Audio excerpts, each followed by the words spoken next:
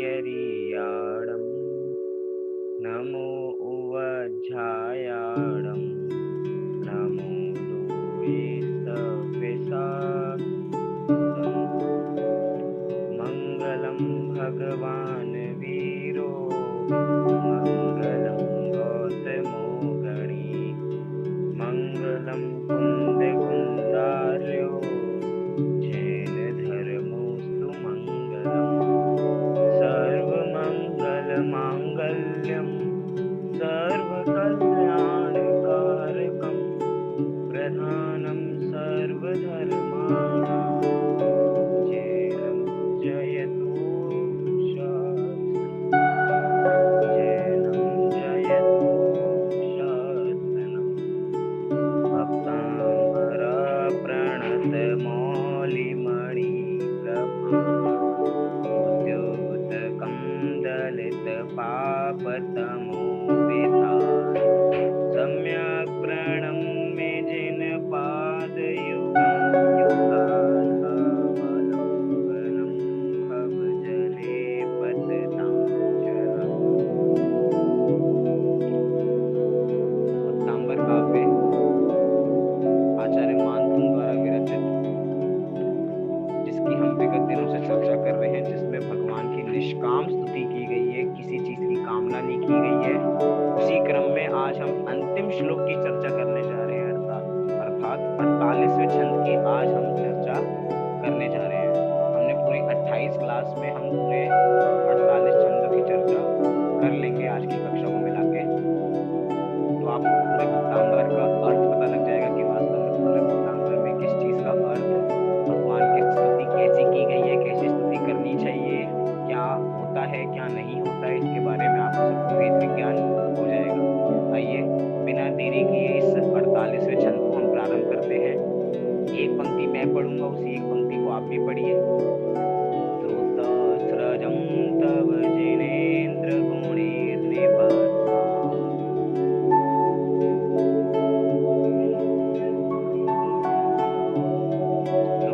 स्तोत्रम स्तोत्रम स्तोत्रम स्रजं तव जिनेन्द्र गुणैर्निबद्धम्।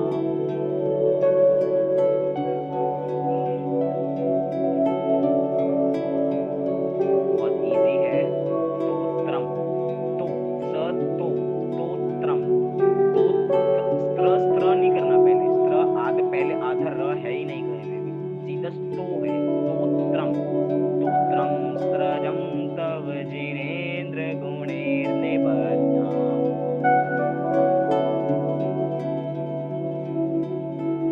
फिर से मैं एक बार रिपीट करता हूँ। स्तोत्रम स्तोत्रम स्तोत्रम स्रजं तव जिनेन्द्र गुणैर्निबद्धम्।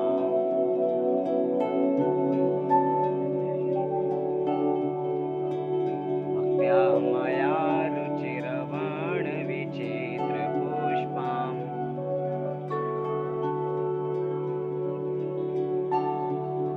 धत्ते जनो य इह कण्ठगतां स्त्रम्।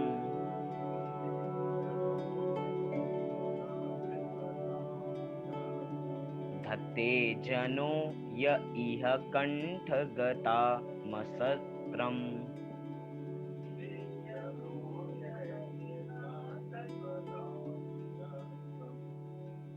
तम्मानतुङ्गमवशासमुपैति लक्ष्मीः।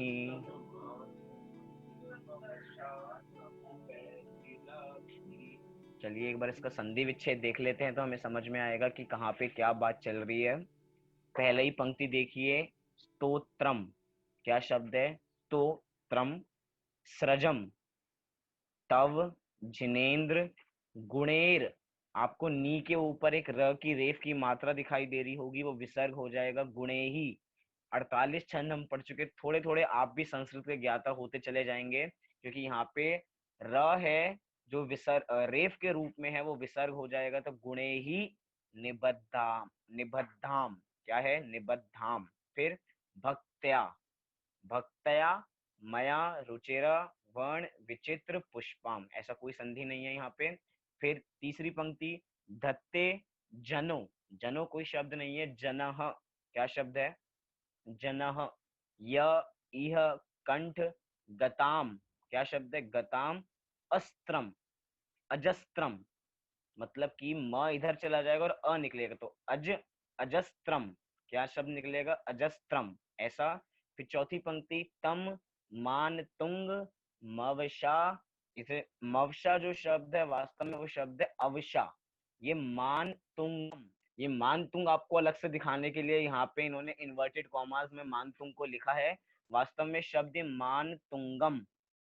फिर जो अवशा निकलेगा वो अलग एक शब्द है, अवशा, मवशा कोई शब्द नहीं है।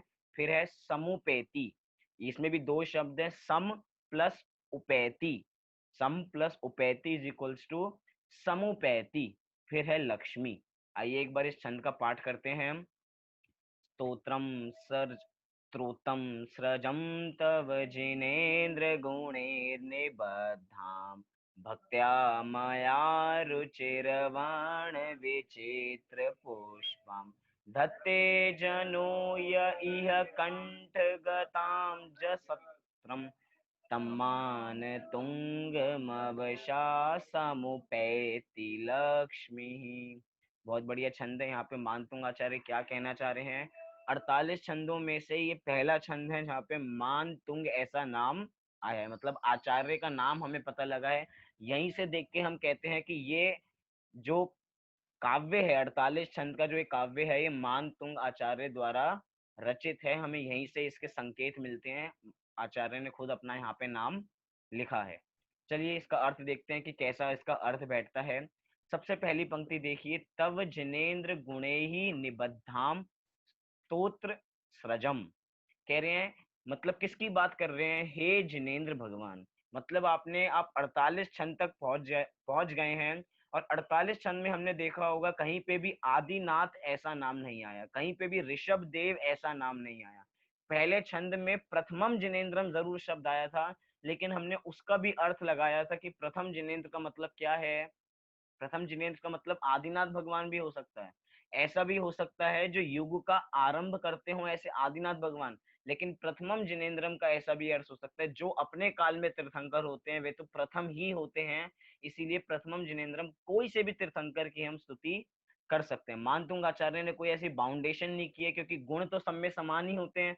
जो आदिनाथ भगवान में गुण हैं वे ही गुण अपने महावीर भगवान में भी हैं, वे ही गुण हमारे शांतिनाथ भगवान में भी हैं। ऐसे कोई गुण का भेदभाव नहीं है। तो यहाँ पे तव जिनेन्द्रम अंतिम शब्द में भी मानतुंग आचार्य प्रयोग कर रहे हैं, तव जिनेन्द्र गुणेर निबद्धाम, कि तव अर्थात आपके, आपके किसके, जिनेन्द्र भगवान के, कि हे जिनेन्द्र भगवान आपके गुणे निबद्ध, कि आपके गुणों से जो निबद्ध है क्या, स्तोत्रम सृजम, स्त्रोत रूपी माला, मतलब कि हे जिनेन्द्र भगवान आपके गुणों से जो रचित है, आपके गुणों से जो खचित है क्या, स्तोत्र रूपी माला, मतलब जो हमने 48 काव्य पढ़े हैं उसमें भगवान के गुणों का वर्णन किया गया है कि हमारे भगवान कैसे होते हैं।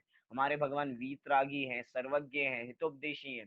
वास्तव में मानतुंग आचार्य 48 छंदों में कितने गुणों का वर्णन कर सकते थे, वास्तव में कुछ गुणों का वर्णन नहीं आया। गुण कितने हैं, गुण हैं अनंत, और ये शब्द कितने हैं, ये शब्द हैं संख्यात। अभी तो मैं पूरे, जैसे कहते हैं ना, अरहंत भगवान के कितने मूल गुण हैं, अरहंत भगवान के 46 मूल गुण हैं। 46 मूल गुण में भी अभी पूरे मूल गुणों की चर्चा नहीं आई है।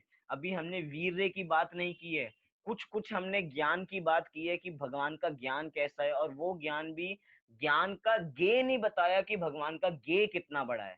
भगवान के ज्ञान की तारीफ तो बहुत की कि भगवान के पास अनंत ज्ञान है, लेकिन अनंत ज्ञान से वो किसको जानते हैं उसका वर्णन अभी हमने नहीं देखा। मतलब कि अभी भगवान के गुणों के बारे में विस्तार करना और भी बहुत कुछ है, लेकिन उसके बावजूद भी हे जिनेन्द्र भगवान आपके गुणों को जो इसमें रचित हैं, जो इस खचित हैं, इस स्रोत में ये माला बन चुके हैं। कैसी माला बन चुके हैं आगे बता रहे हैं, कह रहे हैं मया भक्त्या रुचिरह वर्ण विचित्र पुष्पाम, अर्थात मेरे द्वारा भक्त्या, भक्ति के वश होके, किसके वश होके, भक्ति के वश होके। आपको ऐसे कुछ पहला भी याद आ रहा होगा कि मानतुंग आचार्य ने कहा था कि हे भगवान मेरे में इतनी सामर्थ्य नहीं है आपके गुणों का वर्णन करने की, उसके बावजूद भी भक्ति वश होके मैं वाचाल की तरह आपकी भक्ति करने के लिए तत्पर हुआ हूँ। ऐसे फिर से कह रहे हैं कि मया भक्त्या, कि मेरे द्वारा भक्ति के वश होके आपका, आपके गुणों का ये स्तोत्र रचित किया गया। और वो स्तोत्र कैसा है? कह रहे हैं रुचिर वर्ण विचित्र पुष्पाम, अर्थात ये स्तोत्र बहुत रुचिकर है, इसमें बहुत मजा आता है। इसमें रुचिरह वर्ण, अर्थात जो वर्णों का चयन किया गया है, क्योंकि हम किसकी स्तुति कर रहे हैं? जिसकी स्तुति कर रहे हैं वे तीन लोक के नाथ हैं। अब तीन लोक के नाथ की हम गुणों का स्तवन कर रहे हैं, तो जो वर्ण है, जो वर्ण है उसका चयन भी बहुत बढ़िया होना चाहिए। तो जो शब्दों का चयन किया गया है वो भी बहुत बढ़िया किया गया है।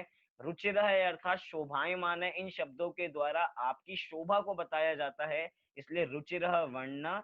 फिर कह रहे हैं विचित्र पुष्पम, ऐसा लगता है कि अनेक अनेक जैसे पुष्प मालाएं जैसी होती हैं। क्या इधर लिखा था ना, सृजम, सृजम अर्थात माला, जैसे माला होती है, माला में अनेक अनेक पुष्प होते हैं, अनेक रंग बिरंगे पुष्प होते हैं, जिससे वो चित्र विचित्र हो जाती है। ऐसी कह रहे हैं इसमें हमने वर्ण भर दिए हैं, जिससे जो आपके स्रोत रूपी माला है जिसमें गुण भर दिए गए हैं वो कैसी है? विचित्र पुष्पम, जैसे उसमें अनेक प्रकार के पुष्प लगे हों। आपको विचित्र का मतलब पता है क्या होता है? विचित्र एक होता है चित्र और एक होता है विचित्र। दोनों में अंतर क्या है? बहुत सामान्य सा अंतर है, ऐसा कोई विशेष अंतर नहीं है। चित्र माने चित्र, और विचित्र अर्थात विशेष प्रकार का चित्र। चित्र क्या होता है? चित्र मतलब किसी की हमने आकृति उतारी हो या किसी के बारे में कुछ लिखा हो, उसे भी हम चित्र कह देते हैं। और चित्र में कितने रंगों का प्रयोग किया जाता है? चित्र में कम से कम दो रंग का प्रयोग जरूर किया जाएगा। क्या?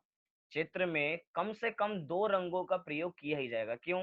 हम एक रंग का प्रयोग भी कर सकते हैं, मैं तो बस पेंसिल से काम करूंगा और मेरा काम हो जाएगा। नहीं, दो रंग की आवश्यकता होगी ही होगी। जैसे कि आप अभी ये पेज देख पा रहे हैं, ये पेज सफेद कलर का है और उस पे मैंने काले रंग की स्याही से ये छंद लिखा, तो कौन से दो कलर हो गए? सफेद और काला। कभी भी एक रंग से कभी भी कोई चित्र रंगा नहीं जा सकता, दो कलर की आवश्यकता उसमें होती ही होती है। और यहाँ पे तो क्या कह रहे हैं, यहाँ पे दो रंगों का प्रयोग नहीं किया गया।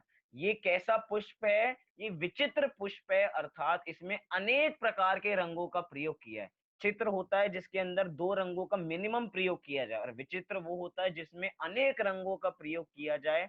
तो मानतुंग आचार्य ने इस भक्तांबर काव्य में अनेक प्रकार के रंगों का प्रयोग किया गया है। अनेक प्रकार के रंगों से, ऐसी रंगों के पुष्प से ऐसी माला बनाई है कि आपके सारे गुणों का वर्णन करने का प्रयास किया गया है। जो आप में वास्तविक गुण है उनका वर्णन करने का प्रयास किया गया है। मतलब मानतुंग आचार्य ने किस गुण को याद नहीं किया, भगवान मानतुंग आचार्य ने किस उपमा को याद नहीं किया। कहीं कहीं तो मानतुंग आचार्य ने ऐसा प्रयोग कर दिया कि आपको किसी प्रकार की उपमा नहीं दी जा सकती। क्यों? क्योंकि उपमा आपके सामने बहुत छोटी चीज है और आप कितनी बड़े हो, मतलब उपमा आपके सामने टिकती नहीं है। और कहीं कहीं उपमाएं दी, क्योंकि क्या करें, हम उपमा के बिना रह नहीं सकते। आप इतने सुंदर हैं कि जगत की जो वस्तु दिखती है उनसे तुलना करनी पड़ जाती है, लेकिन वो तुलना करने योग्य आप उसके बावजूद भी नहीं हो। जगत की सर्वोत्कृष्ट चीजों को याद किया, चंद्रमा को याद किया, सूर्य को याद किया, जल को याद किया, मतलब कि जो सबसे बढ़िया से बढ़िया जगत की चीजें हो सकती हैं उनको याद किया आपकी स्तुति करने के लिए। इसलिए ये जो भक्तांबर स्तोत्र बना है, जो माला बनी है भक्तांबर स्तोत्र की 48 काव्यों की, ये कैसी है? रुचिर वर्ण विचित्र पुष्पाम, अर्थात इसमें वर्ण जो है बहुत रुचिकर हैं, बहुत आनंद आता है इनको पढ़ने में। और कैसे हैं? इसमें विचित्र प्रकार के पुष्पों का प्रयोग किया गया है। और वास्तव में रुचिर वर्णना, रुचिर वर्णना क्यों? क्योंकि ये कोई गद्य नहीं है, ये क्या है? ये पद्य है। और पद्य में भी अलग अलग छंद होते हैं। तो यहाँ पे मानतुंग आचार्य ने किस छंद का प्रयोग किया? मानतुंग आचार्य ने वसंत तिलिका छंद का प्रयोग किया, जो अपने में ही कैसी है? वसंत तिलिका के छंद को पढ़ने से, उसकी लय को पढ़ने से ही आनंद आता है, अलग ही उत्साह जागृत होता है। इसीलिए जो ये वर्ण आपके वसंत तिलिका छंद में गए हैं, वो छंद और महान हो गया है, ऐसी भी बात हमें यहाँ पे पता लगती है। तो पहली दो पंक्तियों में क्या बताया? हे जिनेंद्र भगवान, आपके गुणों से निबद्ध जो ये स्तोत्र रूपी माला है वो मेरे द्वारा भक्तिवश बनाई गई है, और वो कैसी है? रुचिर वर्ण वाली है, और उसमें विचित्र प्रकार के पुष्प उसमें जड़े हुए हैं। और क्या कह रहे हैं? तीसरी पंक्ति देखिए, तीसरी पंक्ति का तीसरा शब्द, य इह, य जनो इह, कि य अर्थात जो जन, य अर्थात जो और जन अर्थात मतलब सामान्य लोग, जो जन इह इस लोक में, इह माने इस लोक में, य जनो इह, कि जो जन इस लोक में कंठ गताम, या जो इस लोक में अजस्रम, जो आखिरी शब्द है मतलब कि निरंतर, निरंतर जो इस लोक में, जो जन इस लोक में निरंतर कंठ गताम धत्ते, अर्थात जो निरंतर आपके इस भक्तांबर स्त्रोत को अपने कंठ का हार बनाते हैं। क्या कह रहे हैं? जो जन इस लोक में आपके इस भक्तांबर काव्य को अपने कंठ गताम अर्थात कंठ में बसाते हैं, तम मान तुंग मवशा समुपेति लक्ष्मी, अर्थात मान तुंग आचार्य उनके लिए कहना चाह रहे हैं कि उनको अवश्य ही, जो बिल्कुल मुश्किल है मिलनी, अवशा अर्थात जो बिल्कुल कठिन है, ऐसी लक्ष्मी भी उनको प्राप्त समुपेति, अर्थात उनको ऐसी लक्ष्मी भी प्राप्त हो जाती है। ऐसी कौन सी लक्ष्मी है? वो लक्ष्मी है मोक्ष रूपी लक्ष्मी। मतलब कि मानतुंग आचार्य कह रहे हैं, जो इस 48 काव्यों को अपने कंठ में बसाते हैं, मानतुंग आचार्य उनसे कहना चाह रहे हैं, उनको वास्तविक लक्ष्मी उनको उपलब्ध हो जाती है, उनको मोक्ष रूपी लक्ष्मी समोपैती अर्थात सम्यक प्रकार से प्राप्त होती है, ऐसा मानतुंग आचार्य कह रहे हैं। मतलब मानतुंग आचार्य 48वें छंद में आपको गारंटी दे रहे हैं। क्या गारंटी दे रहे हैं? कि आप इन 48 छंदों को अपने कंठ में बसाओगे, इनका अर्थ ग्रहण करोगे, भगवान की स्तुति करोगे, स्तुति करके अपने गुणों से मिलाओगे, तो गारंटीड आपको मुक्ति मिलेगी। ये मानतुंग आचार्य गारंटी कर रहे हैं। मतलब कि कुछ गारंटी तो हम भी दे सकते हैं, हमारे और से गारंटी क्या है कि आपको भक्तांबर का काव्य पढ़ के बहुत, आपको कोई प्रतिकूलताएं नहीं आएंगी, ऐसा मानतुंग आचार्य कह रहे हैं। और क्या गारंटी दी मानतुंग आचार्य ने? आपको कोई प्रतिकूलताओं को झेलना नहीं पड़ेगा इस 48 काव्यों को पढ़ते हुए। मतलब आपको कितने सारे लाभ होने वाले हैं इस 48 काव्यों को पढ़ के, कि सबसे बड़ा लाभ तो ये है कि आपको लक्ष्मी मिल जाएगी। वो लक्ष्मी, वो माया वाली लक्ष्मी नहीं, पैसे वाली लक्ष्मी नहीं, वो तो पुण्य के उदय से बिना इसको पढ़े भी मिल जाती है, कभी कभार मिलती ही है। लेकिन यहाँ पे उसकी बात नहीं की जा रही, यहाँ पे बात कर रहे हैं मोक्ष रूपी लक्ष्मी की, जो सर्वोत्कृष्ट लक्ष्मी है जगत की, जिसकी जिसके लिए हम कहते हैं कि हम मुमुक्षु हैं, मोक्ष की इच्छा रखने वाले हैं। ऐसी लक्ष्मी हमें प्राप्त हो जाएगी अगर हम इस भक्तांबर काव्य को, जो भी जन इस भक्तांबर काव्य को अपने कंठ का हार बनाएंगे तो। कंठ का हार ऐसा नहीं है कि हम कोई जगत में पुष्प की माला लाएं, उसपे एक एक पुष्प 48 उसमें फूल जड़े हों और एक एक पुष्प में हम भक्तांबर काव्य लिखें और उस मालों को पहनेंगे तो हमें मोक्ष मिल जाएगा। ऐसी बात नहीं कह रहे। क्या कह रहे हैं? उस भक्तांबर काव्य को कंठ में बसाने से, अर्थात कंठ रूपी माला जब तक हम इस भक्तांबर काव्य को नहीं बनाएंगे, तब तक हमारा कल्याण होने वाला नहीं है। कंठ रूपी माला का मतलब क्या है? कंठ रूपी माला का मतलब है कि इस काव्य को अपने अंदर उतारना। कंठ में तो हमने कितनी बार बसा रखा है, कंठ में तो हमें इतनी सारी चीजें हैं, लेकिन उसके बावजूद भी हमारा काम नहीं होता। कंठ में उतार के उसको हृदय में उतारना है, अर्थात आपको इसको याद करना है, इसका आपको मीनिंग जानना है, इसका आपको फीलिंग लेनी है, और क्या करना है, उसके साथ साथ आपको इसका एक्शन करना है। क्या चार चीजें करनी है? याद कर लीजिए। आपको इसको याद करना है, मतलब लर्न करना है, आपको इसको मीनिंग जानना है, उसके बाद आपको इसकी फीलिंग करनी है, और उसके बाद आपके साथ एक्शन होगा, अर्थात कोई एक्ट होगा आपके साथ। मतलब पहले आप इसको याद करोगे, उसके बाद आप इसका अर्थ जानोगे, एक एक शब्द का अर्थ। क्योंकि बहुत सारे लोग हैं जिनको भक्तांबर काव्य याद तो है लेकिन उनका अर्थ नहीं पता है। अब जब तक अर्थ नहीं पता होगा, हमें यही नहीं पता कि हम किसकी स्तुति कर रहे हैं, हमें बस ये पता है कि इस मानतुंगाचार्य द्वारा विरचित है, इसमें 48 काव्य हैं और हमें इसे रोज पढ़ना चाहिए। बस ऐसी मान्यता से पढ़ते हैं तो कुछ काम होने वाला नहीं है। पहले आपको याद करना है, उसके बाद आपको इसको, इसका प्रत्येक शब्द का अर्थ आना चाहिए, उसके बाद आपको इसकी फीलिंग होनी चाहिए, हाँ वास्तव में भगवान ऐसे ही हैं। बहुत लोग अर्थ भी जानते हैं लेकिन वो भावनाओं से इसको पढ़ते नहीं है, उनको अंदर से भाव नहीं आता कि हमें भक्तांबर कि वास्तव में कुछ ऐसा होता भी होगा। जब हम इन 8 प्रातिहार्यों की चर्चा करते हैं तो सामने वालों को लगता है ऐसा कुछ वास्तव में होगा भी। समोशरण का जब वर्णन देखते हैं, क्या सच्ची में ऐसा कोई जगह होगी जहाँ पे इतने सारे लोग बैठते होंगे, सब भाषाओं में दिव्य ध्वनि खिड़ती होगी, 18 महाभाषा, 700 लघु भाषाओं में, लोगों को कल्पना लगती है।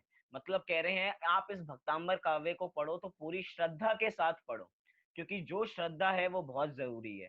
बिना श्रद्धा के हम कोई काम जगत में नहीं कर सकते हैं। मतलब वास्तव में श्रद्धा तो इतना बड़ा रोल काम करती है कि हम बिना श्रद्धा के घर का कोई काम नहीं करते हैं। आप अपने घर में बैठे हैं तो इस श्रद्धा से बैठे हैं कि हम अपने घर में सेफ बैठे हैं, आपको इतनी श्रद्धा है। आप अपने घर के, आप कोई नौकरी करता है तो इस श्रद्धा पे करता है कि उसको 30 दिन बाद अपनी सैलरी मिलेगी, इस श्रद्धा से काम करता है। मतलब श्रद्धा कितनी जरूरी है, उसके बिना कोई काम नहीं हो सकता। आप भक्तांबर काव्य पढ़ रहे हो तो सच्ची श्रद्धा से पढ़ो। हाँ, इसमें भगवान के गुणों का वर्णन किया गया है और ऐसे ही गुण मेरे में भी हैं। बस अंतर ये है कि भगवान में पर्याय अपेक्षा भी ऐसे गुण प्रकट हो चुके हैं, अर्थात उनकी पर्याय प्रकट हो चुकी हैं और मेरी अभी पर्याय प्रकट नहीं हुई है। द्रव्य रूप से मैं और उनमें, अर्थात आप में और मेरे में कोई अंतर नहीं है, दोनों ही समान है। अंतर कहाँ है? अंतर हमारी पर्याय में अंतर है। आपके गुण प्रकट हो चुके हैं और मेरे गुण प्रकट नहीं होंगे। तो मेरे गुण प्रकट कैसे होंगे? जैसे ही मैं भगवान को जानूंगा कि भगवान कैसे हैं और उनके गुणों से अपने गुणों का मिलान करूंगा, हाँ मैं भी वीतरागी बन सकता हूँ। मैं भी कैसा हो सकता हूँ? मैं भी सर्वज्ञ स्वभावी हूँ। क्यों? मेरे में एक सर्वज्ञत्व शक्ति मेरे में भी छुपी हुई है। मैं भी हितोपदेशीपना इतना जरूरी नहीं है, लेकिन हितोपदेशी मैं भी हो सकता हूँ। मतलब भगवान के गुण जैसे हैं वैसे गुण मेरे में भी हैं। वो सुख गुण मेरे में भी है, बस उस सुख गुण की अभी अभिव्यक्ति नहीं है, लेकिन भगवान में अभिव्यक्ति है। ऐसी बात यहाँ पे मानतुंग आचार्य ने 48वें काव्य में की है। एक बार हम इस 48वें काव्य को पढ़ते हैं।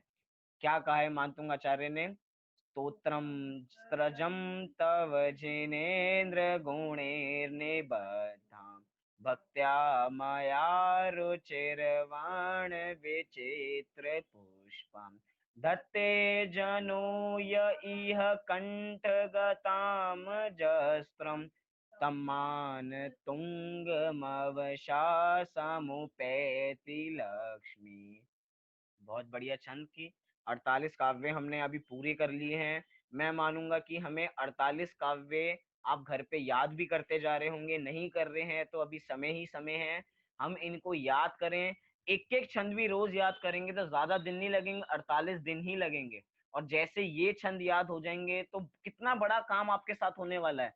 कर्मों की 148 प्रकृति टूट जाएंगी आपकी, जो कर्मों के साथ बंधे हुए हैं। आपको लग रहा होगा ये मजाक कर रहे हैं, अतिशय युक्ति कर रहे हैं कि कर्मों की बेड़ियां कैसे टूट जाएंगी इसको पढ़ने से।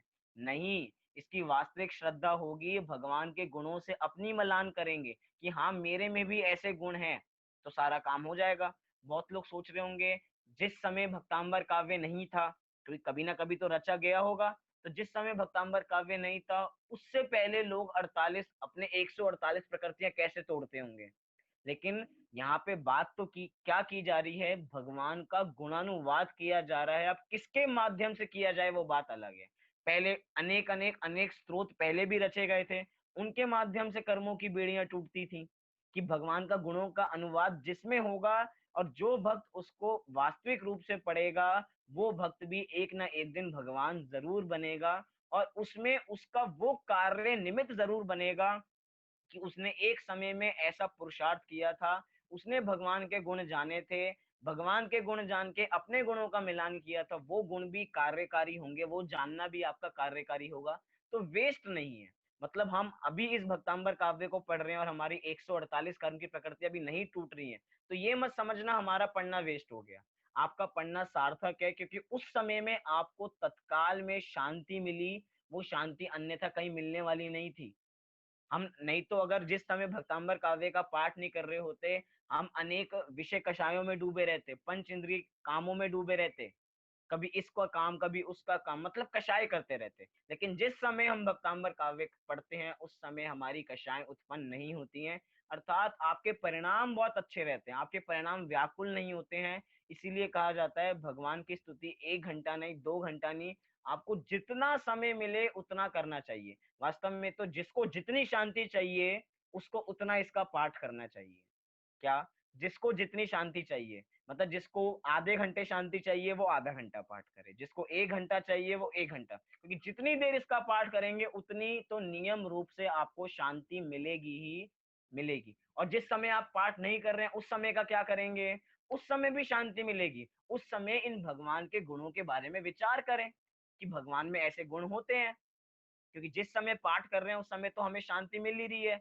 लेकिन जब नहीं कर रहे हैं उस समय भगवान के गुणों के बारे में विचारें कि भगवान के वास्तव में गुण कैसे होते हैं, भगवान वीतरागी कैसे होते हैं। ये स्तुति साहित्य है। स्तुति साहित्य में अनेक अनेक अलंकारों का प्रयोग किया जाता है, अनेक अनेक संधि समास के द्वारा या कहें छंदों की विशेषताओं के द्वारा बहुत कुछ कह दिया जाता है, और लेकिन बहुत कुछ कह के भी बहुत कुछ रह जाता है।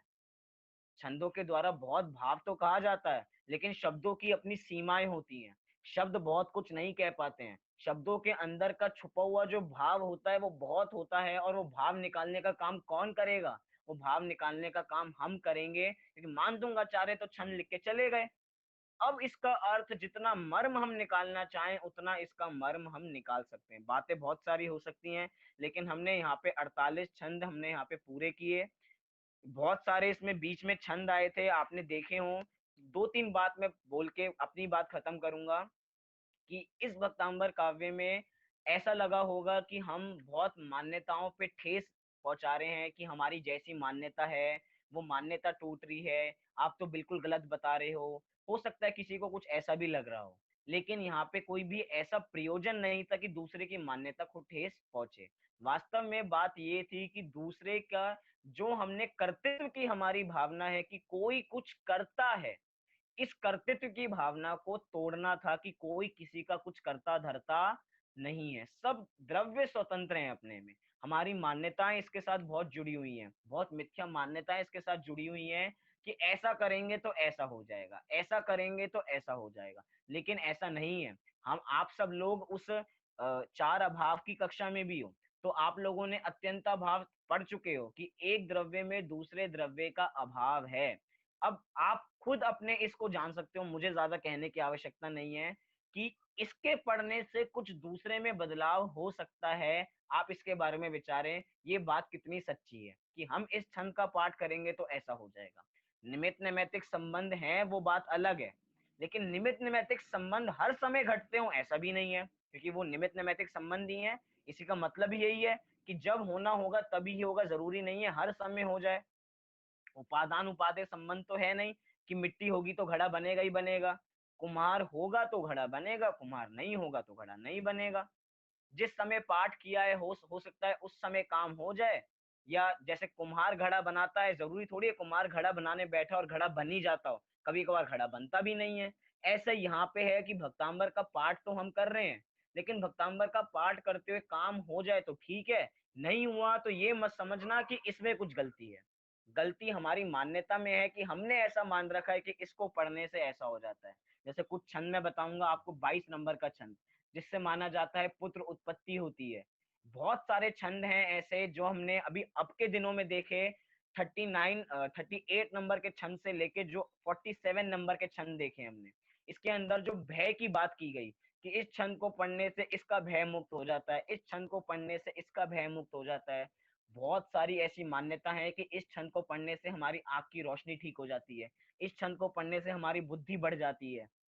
लेकिन ऐसी कोई बात नहीं है। हम कह रहे हैं बुद्धि इसको पढ़ने से बढ़ती है। जगत में कहा जाता है बादाम खाने से बुद्धि बढ़ती है।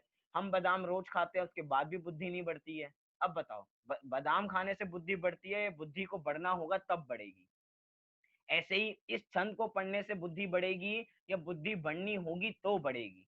हम आरोप तो किसी पे भी दे सकते हैं, लेकिन आरोप से कोई अपराधी नहीं हो जाता। क्या? कभी भी कोई आरोप लगाने से, आरोप जो भी आरोपी होते हैं वो अपराधी नहीं होते हैं। आरोपी पे तो बस आरोप लगा है कि ऐसा हो सकता है, अभी इस पे अपराध सिद्ध नहीं हुआ है कि इसने ऐसा ही किया है। ऐसे ही ये काव्य हैं, इन पे आरोप आता है कि ऐसा है, लेकिन ये अपराधी नहीं है, इन्होंने कुछ नहीं किया है। भगवान किसी का कुछ करते धरते नहीं है। भगवान कुछ करने धरने लग जाएं तो वो अपनी आत्मा को कब जानेंगे? वो भगवान अपनी आत्मा को जानने के लिए बने हैं, हमारी छोटी छोटी समस्याओं को हल करने के लिए वो भगवान नहीं बने हैं कि आपके सिर दर्द हो रहा हो तो भगवान आएंगे आपके सिर दर्द को मिटा देंगे। उन्होंने इसकी टेंशन छोड़ दी है, वे शरीर से राग छोड़ चुके हैं, उनको किसी प्रकार का राग नहीं है अब, वो आपके राग को मिटाने आएंगे।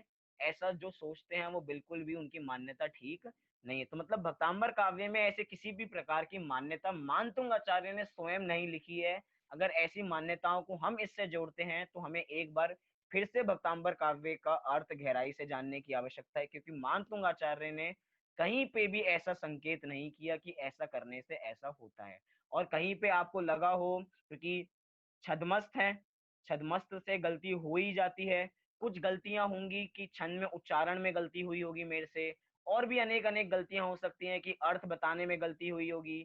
तो वो आप, क्योंकि आप सब विज्ञ जन हैं, तो आप विधि के जाननहार हैं, आप उस विधि को जान के मेरी गलतियों को क्षमा कर सकते हैं। जो आपको ज्यादा अर्थ पता हो सकता है, आपको ज्यादा अनुभव हो, तो इन छंदों के बारे में आपको जो विशेष अर्थ हो वो मुझे आप अभी बता सकते हैं, हम उसके ऊपर भी डिस्कस कर सकते हैं। जो जानकारी आपको अतिरिक्त उपलब्ध हो वे आप मुझको बताएं, जो मुझे उपलब्ध थी वे मैंने आपको बताई। इसलिए आप अब कुछ बताना चाहें तो आप बता सकते हैं, क्योंकि बहुत सारी हो सकता है उच्चारण में गलती हुई हो।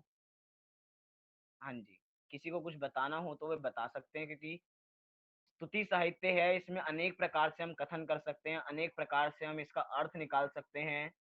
क्योंकि संस्कृत में ऐसी कोई बाउंडेशन नहीं होती कि हम कैसे अर्थ निकालें, हम जैसा अर्थ निकालना चाहें हम वैसा अर्थ इसका निकाल सकते हैं।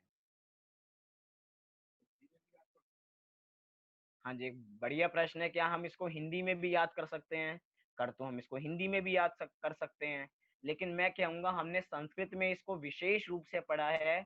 विशेष रूप से हमने संस्कृत में इसलिए पढ़ा है क्योंकि हमें आचार्यों की मूल भाषा से परिचय होना चाहिए कि आचार्यों ने मूल शब्द क्या लिखे हैं। वास्तव में हिंदी के पद्यानुवाद भी ऐसे उपलब्ध हैं जिसमें एक शब्द की भी फेरबदल नहीं है, बिल्कुल एग्जैक्ट उपलब्ध हैं। उसके बावजूद भी संस्कृत का पढ़ने में रस ही अलग है। हमने वसंत तिली का छंद आज तक सुना नहीं होगा, लेकिन भक्तांबर के माध्यम से हमने ये छंद सुना। लय कितनी बढ़िया है, पढ़ने में इतना मजा आता है। तो हमें संस्कृत में ही इसको याद करना चाहिए, क्योंकि हर जगह हिंदी के पद्यानुवाद अलग अलग उपलब्ध हो सकते हैं, लेकिन संस्कृत हर जगह एक ही उपलब्ध होगी। क्योंकि कितने सारे पद्यानुवाद इसके हो चुके हैं, 140 से ज्यादा पद्यानुवादों की एक पुस्तक है, इसमें 140 से ज्यादा पद्यानुवाद है। किसी मंदिर में कुछ उपलब्ध है, किसी मंदिर में कुछ उपलब्ध है, लेकिन संस्कृत का तो एक ही उपलब्ध है, क्योंकि मानतुंग आचार्य ने तो एक ही भक्तांबर लिखा था और मूल में कोई भूल नहीं है। तो इसलिए मूल को अगर हम अध्ययन करें तो हमें उतना ही रस आएगा। हाँ जी, अब आपको कुछ पूछना हो छंद के माध्यम से, या कुछ आपको स्पेशल बताना हो कि इस छंद का इस प्रकार से भी अर्थ हो सकता है, तो आप बता सकते हैं। हाँ नहीं, जी। ये मवशा का मतलब बता दीजिए। हाँ जी, अभी जो एक छंद सेकंड, पढ़ा, बोलिए। मवशा का मतलब क्या होगा जो अभी छंद की पढ़ा है उसमें? मौका कोई शब्द नहीं होता। एक सेकंड, वो भी यही पूछ रहे हैं यार। एक सेकंड, हमने कौन सा शब्द अभी पढ़ा, आप फिर से बोलेंगे एक बार? लास्ट में मवशा। मवशा शब्द है अवशा। शब्द क्या है? अवशा है, मवशा कोई शब्द नहीं है, ये संधि करके लिखा गया है। तो यहाँ पे फिर मान तुंगम ऐसा शब्द है, मान तुंगम, और अवशा एक उससे अलग शब्द यहाँ पे दिया गया है।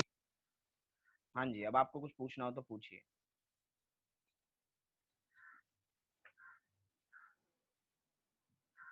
पूछिए। अगर मवशा की जगह अवशा शब्द है, अगर इसको अवशा ही लिख दें यहाँ पर, ऐसा क्यों नहीं करा गया? संस्कृत के नियम हैं, संस्कृत के जैसे शब्द हैं, म्यूट कर लीजिए। संस्कृत के जैसे शब्द हैं उनको बदला नहीं जा सकता। जैसा उसका अर्थ है वो वैसा ही रहेगा। मेरा नाम संभव है, तो मैं संभव को बदल के कुछ और बोलने लगूं, मैं संभवी बोलने लगूं तो कैसा लगेगा? नाम संभव है और संभवी बोलूं। ऐसे संस्कृत के कुछ नियम है, शब्द रूप चलते हैं, धातु रूप चलते हैं, उनको हम बदल नहीं सकते, बदलेंगे तो अर्थ बदल जाएगा।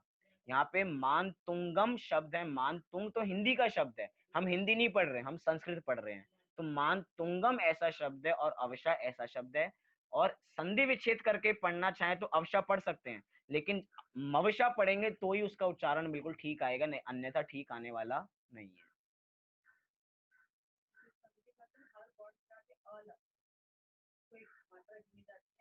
हाँ जी, जैसे छंद में जितनी भी मात्राएं होती है वो मात्राएं गिनी जाती हैं, एक एक मात्रा जो होती है वो अपनी अहमियत रखी होती है कि वसंत तिलिका छंद में इतनी ही मात्रा होंगी, उससे एक मात्रा अधिक नहीं होगी, उससे एक मात्रा कम नहीं होगी।